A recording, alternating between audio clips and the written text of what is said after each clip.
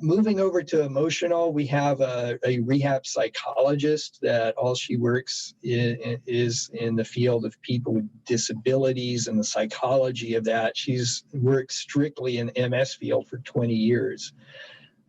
We have a social worker that deals with social work things. We have 4 support groups for different aspects of MS. One of them is for caregivers of MS.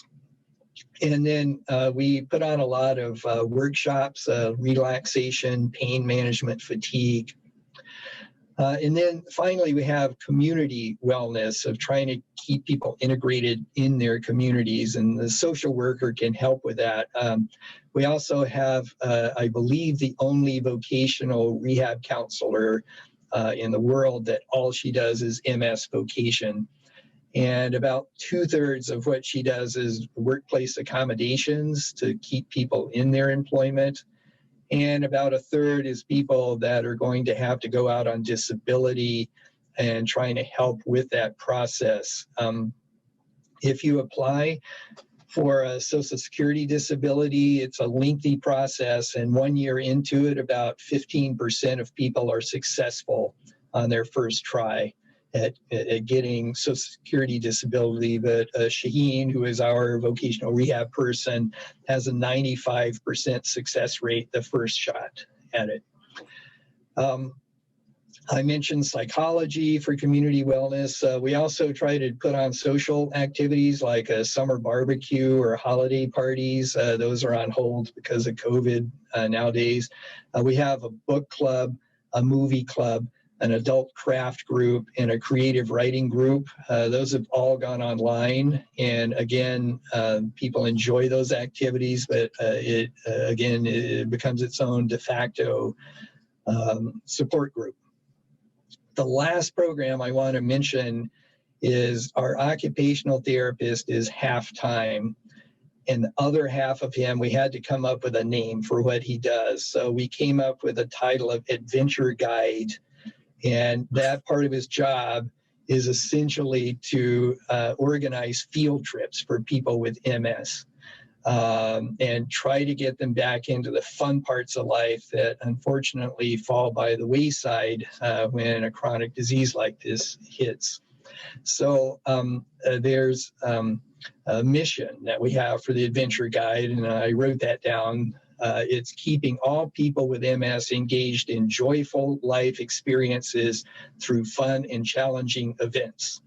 So when we hired Simon to do this job, he said, "What do you want me to do?" And I said, "I want you to do that." And your job's to figure out how to do it, and because nobody else has this job, so you figure it out. And he has done an amazing job. So we do, of course, being the Pacific Northwest, a lot of outdoor activities. So I just have a list of them. And these are, for the most part, people of all abilities, including quadriplegic people. So sailing on the Sound, overnight camping, kayaking, horseback riding, adaptive cycling, indoor rock climbing. They go on a wildflower tour and snowshoeing, adaptive downhill skiing, including quadriplegic patients that can ski with a sit ski that they can steer with their head.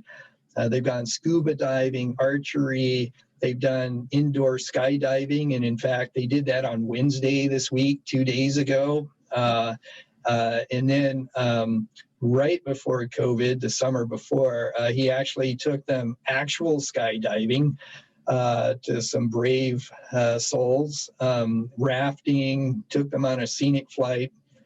They also have art offerings, and some of those, they did blacksmithing, and you can either blacksmith the thing yourself, or they have actual real-life blacksmiths that can help you beat on this piece of metal if you need help with that.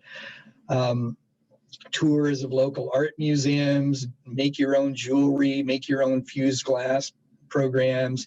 We have an annual art show, and it's virtual last year and this year, but it was in person in years prior. They have literature, creative writing, and people that have book tours that come through our region. They go to those.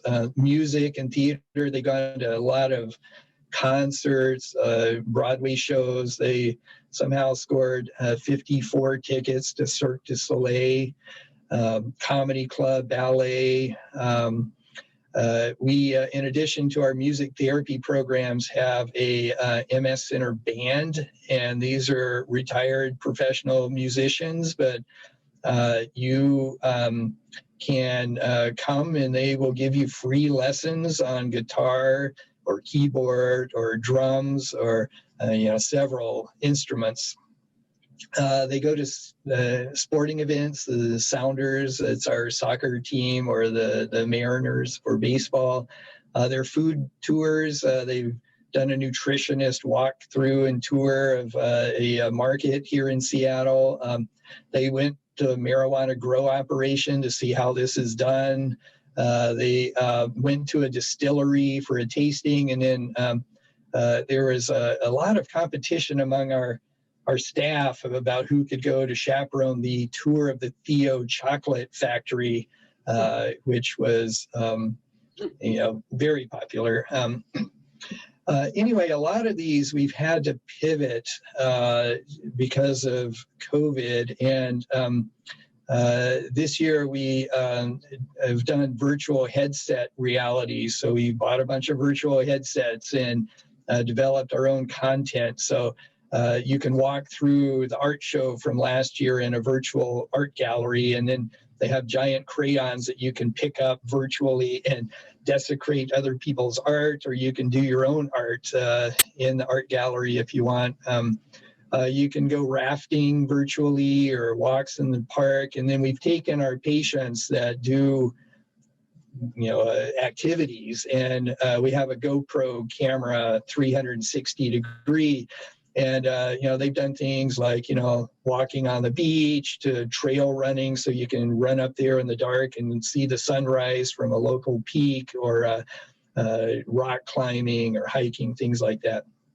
So maybe I'll stop at that point and just say, when we view comprehensive care, it's not just the medical care, but these other aspects of people's lives that we try to put that back together, or give them a little piece of what used to be, so that they can maintain that. And the thing that was resonating is you're saying it's not just capturing what people may have had before. You're taking people way beyond that. It's amazing, absolutely breathtaking. But yeah, not too many were skydivers before. You're right.